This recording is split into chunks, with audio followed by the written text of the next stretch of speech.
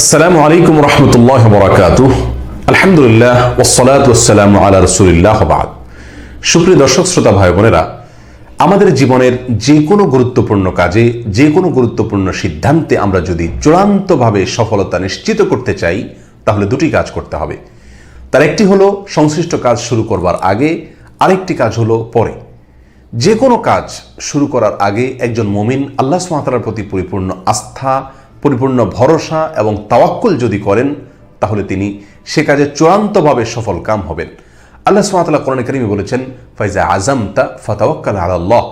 যদি কোনো কাজ করার ব্যাপারে তুমি ভেবে চিন্তে সিদ্ধান্ত গ্রহণ করে থাকো, তাহলে আল্লাহ সুবহানাহু ওয়া তাআলার প্রতি ভরসা করো, আস্থা রাখো, তার প্রতি ন্যস্ত করো তোমার সংশ্লিষ্ট কাজের সফলতাকে। অন্য আয়াতে তিনি বলেছেন, ওমাইয়া তাওয়াক্কাল আলাল্লাহ ফাহুয়া হাসবু।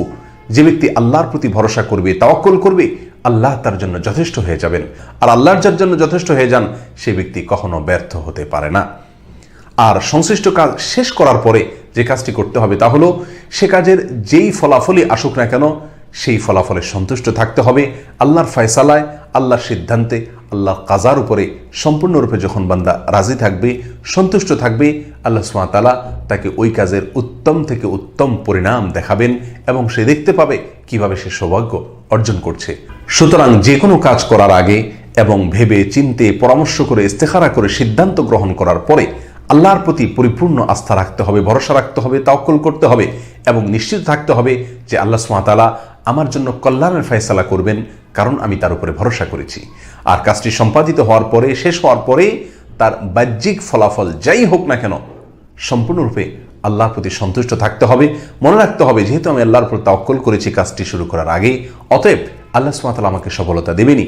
বাহ্যিকভাবে যদি আমার সে কাজে সফলতা আমি নাও দেখতে পাই, নিশ্চিতভাবে জেনে রাখতে হবে চূড়ান্ত সফলতা আমার জন্য অপেক্ষা করছে, এর ভেতরেই আমার জন্য মঙ্গল নিহিত আছে। আল্লাহ সুবহানাহু ওয়া তাআলা আমাদের সকলকে সকল কাজে, সকল সিদ্ধান্তে এভাবে সফল কাম হওয়ার তৌফিক দান করুন, সার্থক হওয়ার তৌফিক দান করুন।